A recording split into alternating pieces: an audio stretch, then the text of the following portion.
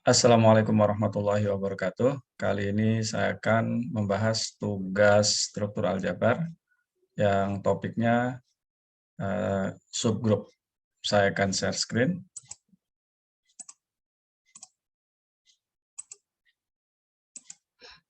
Nah, ini. Oke. Soal yang pertama, jika H dan K adalah subgrup dari G, buktikan bahwa H iris K adalah subgrup dari G. Ini saya kira soal yang cukup mudah. Yang pertama, kita tunjukkan bahwa H iris K itu tidak atau bukan himpunan kosong. Ya. Nah, karena H dan K ini adalah subgrup dari G, maka jelas E itu anggota H, dan E juga anggota K, sehingga E anggota H iris K. Ini berarti H iris K bukan himpunan kosong. Kemudian H dan K ini, karena dia subgrup, maka H dan K juga adalah subset dari G. Karena subset dari G, maka irisannya pun subset dari G. Itu kemudian kita gunakan teorema untuk menunjukkan bahwa H iris K adalah subgrup, yaitu ambil A dan B anggota H iris K, akan ditunjukkan bahwa A kali B inverse anggota H iris K. Oke, mulai dari sini, karena A dan B itu anggota H iris K, maka A dan B anggota H, dan A dan B juga anggota K. Karena H dan K-nya adalah subgrup, maka dari sini AB inverse anggota H, dari sini AB inverse juga anggota K. Ini berarti AB inverse anggota H iris K. Jadi untuk setiap A dan B anggota H iris K berlaku AB inverse anggota H iris K. Seperti itu. Ini menunjukkan bahwa H iris K adalah subgrup berdasarkan teorema ya. Ada di latihan soal. Kemudian selanjutnya, ini adalah soal yang kedua. Jika G1 adalah subgrup dari G dan H1 adalah subgrup dari H, buktikan bahwa G1 cross H1 adalah subgrup dari G cross H. Nah, ini adalah himpunan pasangan terurut ya. Supaya lebih jelas, G cross H itu adalah himpunan seperti ini, di mana H-nya anggota G dan B-nya anggota H. Begitu ya.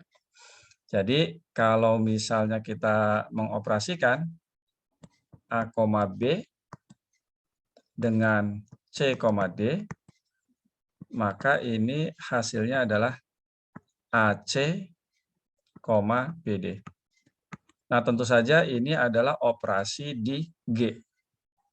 Ini adalah operasi di H. Bisa jadi operasi binarnya beda, gitu ya. Kemudian apa identitas di sini?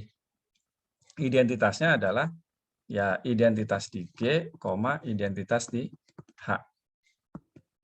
Ini adalah identitas di G cross H. Berikutnya apa inverse dari anggota G cross H? Misalnya A, B. Inverse-nya tentu saja inverse A, inverse B. Nah, seperti itu. Nah, ini mahasiswa banyak yang salah nih jawab soal ini. Jadi operasinya seperti ini. Ya. Jadi sekali lagi kalau operasi pada G itu adalah bintang, maka ini ya A bintang C. Kalau operasi pada H itu adalah tagar misalnya, maka di sini B tagar T. Tapi biasanya kita tulis begini saja dan dianggap Anda sudah paham. Oke. Nah, cara membuktikannya sederhana. Nah, yang pertama kita tunjukkan bahwa G1 cross H1 tidak kosong. Kenapa? Karena ada anggotanya setidaknya EG, EH, yaitu identitas di G, identitas di H. Ini ya. Selain itu, mudah juga ditunjukkan bahwa G1 cross H1 adalah subset dari G cross H. Nah, lihat aja dari syarat keanggotaan ya. Jadi ini adalah pasangan terurut sekali lagi. Nah, kemudian untuk menunjukkan bahwa G1 cross H1 adalah subgrup dari G cross H, kita gunakan teorema seperti yang sebelumnya. Jadi dalam hal ini ambil A, B, dan C, D anggota G1 cross H1 akan ditunjukkan AB dikali CD inverse anggota G1 cross H1. Itu yang mau ditunjukkan. Nah, masuk ke sini. Kalau A, B, dan C, D anggota G1 cross H1, maka A dan C itu anggota G1. B dan D itu anggota H1. Nah, G1 dan H1 itu adalah subgrup dari G. Gitu ya. Maka dari sini AC inverse anggota G1, dari sini BD inverse anggota H1. Nah, kalau begitu kita operasikan AB dikali CD inverse seperti ini ya. AB dikali CD inverse-nya seperti ini. Jadi AB dikali C inverse, D inverse, sama dengan, ingat yang tadi penjelasan pakai tulisan tadi, A dikali AC inverse, dan B dikali D inverse. Ini. Gitu ya. Nah, ini anggota G1 cross H1, karena AC inverse-nya anggota G1, lihat keterangan sebelumnya, dan BD inverse-nya anggota H1. Ini berarti, atau ini menunjukkan bahwa G1 cross H1 adalah subgrup dari G cross H. Terbukti. Lanjut ke soal ketiga. Ini hanya menghitung ya. Tulis semua anggota subgrup siklik yang dibangun oleh A. Ini adalah subgrup dari S7 atau permutasi 7 unsur. A-nya ini. 1 ke 3, 3 ke 5, 5 ke 7, 7 ke 2, 2 ke 1. Ya. Nah, jawabannya seperti ini. Kalau A ini dipangkatkan 1, hasilnya A. Nah, kalau dipangkatkan 2, hasilnya begini. Jadi, menjelaskannya begini. Lihat, 13572, komposisi 13572. Jadi, hitungnya ke sini loh. 1 ke 3, nah, kemudian sini 3-nya ke 5. Berarti 1 ke 5. Ya, dari sini mulainya tadi ke 5. Kemudian, atau lebih enak saya tulis sini, sini deh. 13572, 13572. Ini sama dengan, kita mulai dari 1 ke 3, sini 3-nya ke 5, berarti 1 ke 5. Nah, kemudian 5 ke 7, ini 7-nya ke 2, berarti 5 pasangannya 2. Kemudian dari 2 ke 1, ini 1-nya ke 3, berarti 2 pasangannya 3. Gitu ya. Kemudian 3 ke 5, ini 3 ke 5, sini 5-nya ke 7, berarti di sini 7. Kemudian lanjut 7 pasangannya 2, dilanjutkan dari sini 7 pasangannya 2, dilanjutkan ke sini 2-nya pasangannya 1. Maka 7 ke 1 udah ada di depan nih.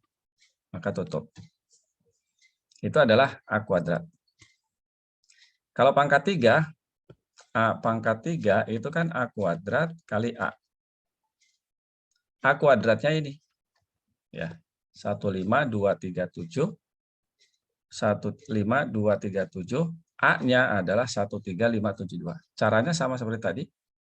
Nah, kita mulai dari 1 ya. 1 ke 3, tapi 3-nya ke 7.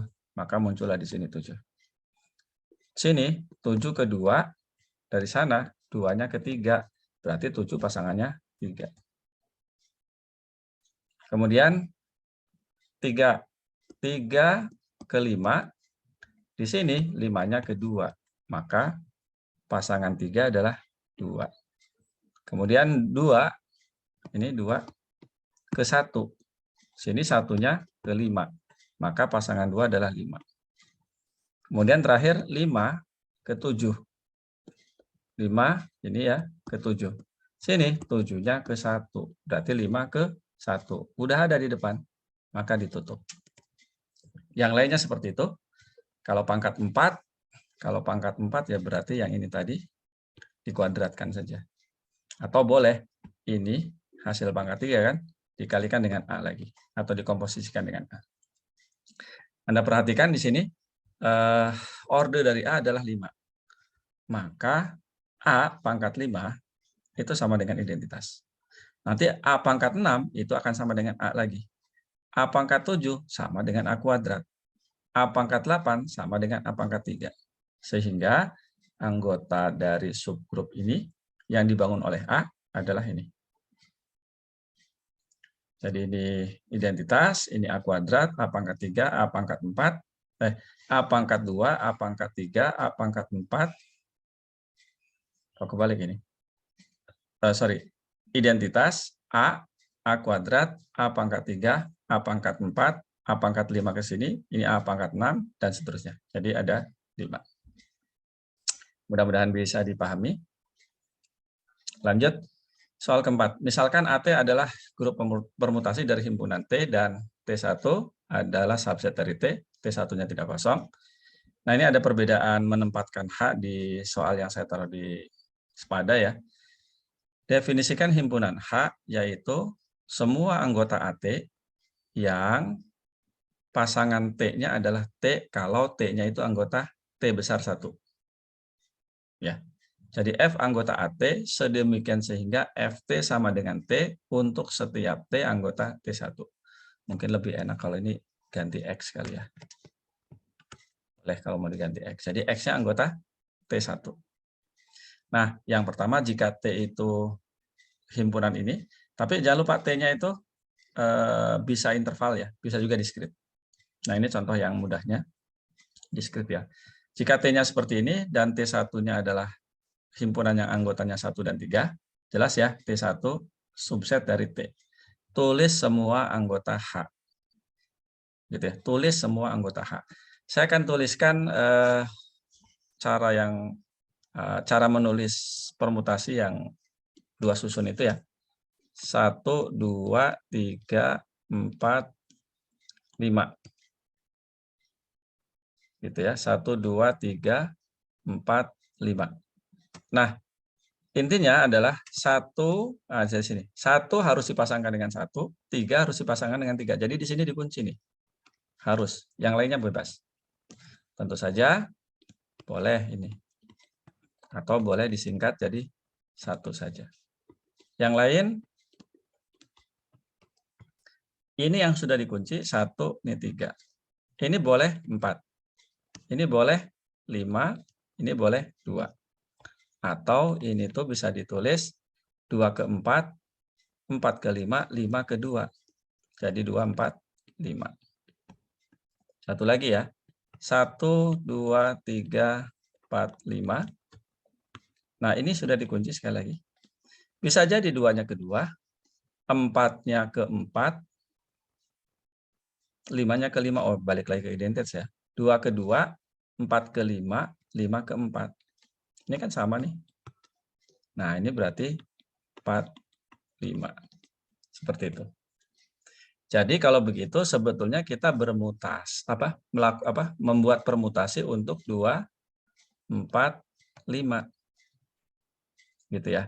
Jadi yang pasti anggota H itu adalah identitas. Kalau begitu si H-nya ini adalah identitas. Gitu ya. Nah, permutasi dari 3 unsur aja, 2, 4, 5. Jadi 2, 4, apalagi 4, 5, kemudian 2, 5, kemudian yang 3 unsur seperti ini, 2, 4, 5, oh nggak pakai koma ya, sorry, ini nggak pakai koma nih, 2, 4, 5, dan terakhir 2, 5, 4.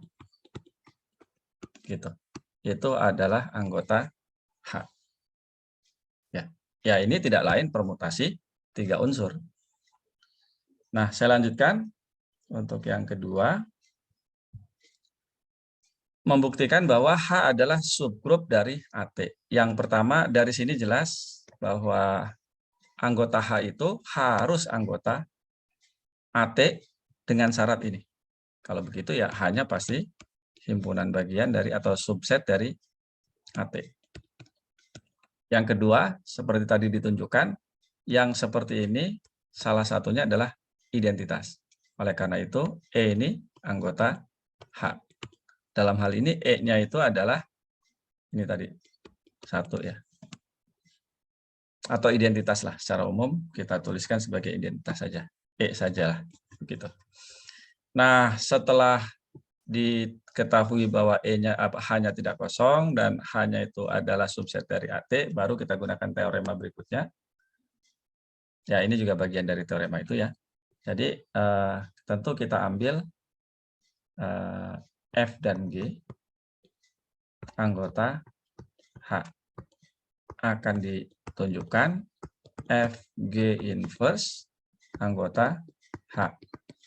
Bagaimana menunjukkan bahwa FG inverse anggota H? Ya, caranya tunjukkan bahwa F bundaran G inverse untuk T itu sama dengan T. Gitu ya, atau gimana? F G inverse T sama dengan T, begitu. Atau lebih enak ditulis begini. Nah, jangan lupa kalau F dan G ini anggota H, maka FT sama dengan T, dan GT sama dengan T untuk setiap T anggota T1. Nah, dari sini, karena nanti kita memerlukan G inverse, karena si G-nya itu bijeksi, maka G inverse T juga akan sama dengan T. Karena G bijeksi. Begitu. Nah, setelah itu baru kita operasikan ini. F bundaran G inverse T gitu ya, sama dengan F dalam kurung G inverse T. G inverse T-nya sama dengan T. FT-nya sama dengan T. Maka ini sama dengan T. Itu artinya FG inverse anggota H. Oke ya. Nah, supaya lebih, ya ini kotretannya lumayan agak loncat-loncat. Nah, cara menulis buktinya seperti ini. Ini yang tadi ya. Kemudian H tidak kosong karena ini tadi berdasarkan syarat keanggotaan. Nah, ini cara menunjukkan ini FG inverse anggota H ya ini. Jadi karena F bundaran G inverse T sama dengan T, itu artinya FG inverse anggota H. Ini menunjukkan bahwa H adalah subgrup dari AT. Terbukti ya. Dan soal yang kelima, seperti ini. Misalkan H adalah subgrup dari G dan X adalah anggota G yang ditetapkan. Jadi kalau sekali dipilih ya udah itu gitu. Tapi ini berlaku untuk semua X anggota G. Nah, sebetulnya ada kalimat definisikan himpunan ini, gitu ya. Buktikan bahwa himpunan tadi itu adalah subgrup dari G.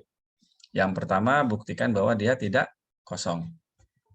Nah, untuk membuktikan bahwa himpunan ini tidak kosong, di sini hanya adalah subgrup. Apa yang pasti ada di subgrup? Ya, identitas.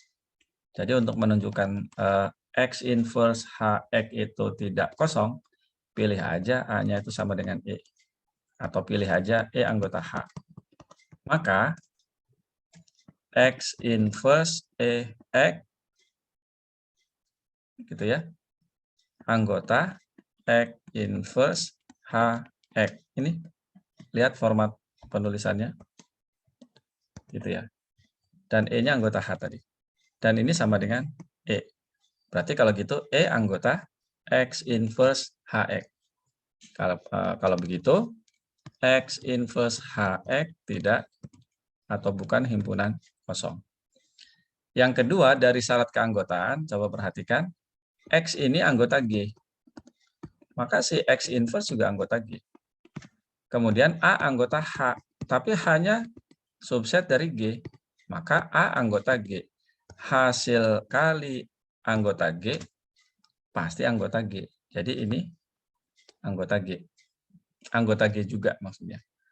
Jadi setiap anggota X inverse HX, dia juga merupakan anggota G. Ya kalau begitu, X inverse HX anggota G. Gitu ya. Alasannya tadi ambil sebetulnya gini, ambil caranya gini. Ambil X inverse AX anggota X inverse HX. Nah, karena ini dan ini, kemudian A-nya anggota H, H-nya subset dari G, maka X inverse AX anggota G. Akibatnya ini subset dari G. Seperti itu cara menuliskannya. Nah, setelah itu baru kita tunjukkan langkah yang keduanya, gitu ya. Langkah yang keduanya ya tentu ambil dua unsur sembarang di situ, kita sebut saja begini, dan X inverse BX anggota X inverse HX. Maka X inverse AX dikali X inverse BX, ini ya, sama dengan X inverse AX. Nah, inverse dari ini, ya tentu inverse dari sini, inverse dari B, dan inverse dari X inverse. Langsung aja ya, X kan. X inverse itu kan X. Gitu. Nah, dengan sifat asosiatif, nanti kan kurungnya jadi begini. Ini begini, ini begini. Dan ini hasilnya identitas. Maka saya akan peroleh X inverse AB inverse X. Nah, sekarang kalau begitu, apakah ini anggota X inverse HX? Jawabannya iya, karena yang di sini anggota H. Mengapa anggota H? Karena H-nya adalah subgrup. Dari pengambilan ini, itu artinya A-nya anggota H, B-nya anggota H. Karena H-nya subgrup, maka AB inverse anggota H. Jadi yang di dalam sini anggota H. Oleh karena itu, si ini anggota X inverse HX. Nah, begitu kotretannya. Supaya lebih teratur menulisnya, lihat gitu ya. Nah, ini buktinya seperti yang tadi sudah dijelaskan. Silakan aja di stop videonya untuk memperhatikan atau mempelajari penulisan ini. Gitu ya.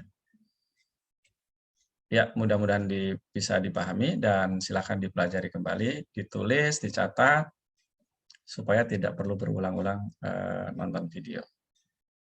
Demikian pembahasan ini, semoga bermanfaat. Saya Eri, Assalamualaikum warahmatullahi wabarakatuh.